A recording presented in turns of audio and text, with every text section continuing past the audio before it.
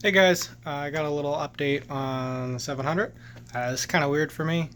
This is my workbench inside my house. I film my gunsmithing videos on my other channel, but today we have four-wheeler stuff. So as the video title suggests, I've been doing a little bit of work on the intake on the 700. Nothing crazy, but I just basically want to just have not a totally stock intake. I wanted it to just play catch up a little bit with the rest of the motor because the rest of the motor is opened up so much and this is pretty restrictive. When I did have the motor sent out, I also sent out the throttle body, but the guy who I sent it to, OCP, he did great work, but he just didn't have the tooling to really do a good job with this. Like he didn't have replacement butterflies to do a full bore on this. So I did my own digging, and turns out that most people just do a taper bore on this. This is, I believe, a 47 millimeter throttle body, 47 or 48. I think it's 47. And then this inlet was 47, and then it tapers down here. My measurement was 45 and a half. So you have a little bit of a taper bore, but not much from the factory to really be significant. And most people say that this throttle body will not start to slow you down until you reach 70 horsepower at the crank. Or maybe it's at the wheel. I'm going to guess at the crank. And I think at the crank, my machine is sitting just under 70. Once it's properly tuned, I think I'll might be just a hair under it, which at the wheel translates into mid to upper 50s. So again, this was 47, and I decided to hone this out a bit myself, and I actually got it to 49, and it is a taper bore. So I basically just blocked off the air bypass and the mass airflow sensor, and then I took this little number here. This is actually an Amazon special, I believe. I've had it for years, and you literally just chuck it in a drill, and then it has 3 stones that just push out and conforms to the shape of the bore. And it was taking a while, so I did speed things up by using the Dremel. I cheated a little bit, and then I just went back and smoothed it out and perfectly round it, made it perfectly concentric again with that. I'm sure these stones are detachable and replaceable. I'm sure I could find lower grit stones that would be better for that. And I haven't really polished it as of yet. So that is a little not super smooth. So I am going to go in there probably this evening and smooth that out a bit. But we got up to 49 millimeters. So now we go from 49 to 45 and a half, which is going to give us much more of a ram air effect. I think it's a Coriolis effect it's called. I'm not sure though. And basically it's just you're funneling the air down.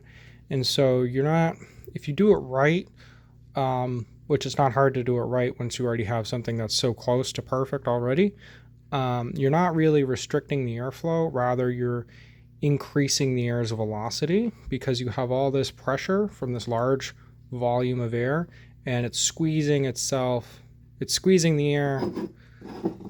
Basically, you take this large volume and the suction is putting pressure, and this smaller volume gets forced through this smaller hole much quicker, and it actually increases airflow a bit. And so most guys, I believe, bore these throttle bodies to 50 millimeters. This was taking a while, and quite frankly, this isn't the craziest 700xx build out there. So if I was going to do this, if I was going to do big bore and stroker, then at that point I probably would bore this out to 50, but for right now I think 49 is plenty. And then what I did is I went in and basically did a port match in the intake boot. This was sitting at 48.2 millimeters, and I just went and opened it up to 49 even. And then I put it, hold on, excuse the bad camera work for half a second. I gotta put you down. Sorry about that.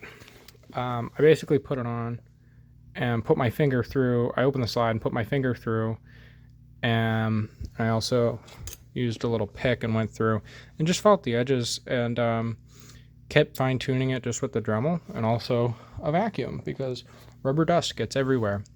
And just once the edges were pretty smooth with each other and pretty lined up well, I then, Jesus, this just does not want to come off. I went further into the boot and smoothed out and basically opened up right here, because this is kind of a sharp shelf here that the air has to push itself around. So I just smoothed that out a little bit, and then I'm going to go back in, brush and heat everything till it's nice and smooth again. And we've effectively gone from a 47 millimeter bore that also was having a shelf from the larger diameter intake boot hitting basically this wall here, the other side obviously, but it was hitting a wall. And now we've smoothed that all out. We've got everything to the exact same diameter, and we're getting, obviously it's a larger diameter, and then getting that ram air effect. We're also ditching the airbox lid because I'm not happy with the EHS racing lid, which I talked about before. And then I might maybe drill a few holes in the back. I'm debating on it. I think I will, just because why not? And yeah, now we will have a slightly improved stock air intake with stuff that I did with basic hand tools. I mean, literally a drill and that thing, which I think this was $20 a few years ago. Because there's not really a good aftermarket intake for this quad, unfortunately, and guys have modified the Raptor 700 intake, the FCI intake, for that quad,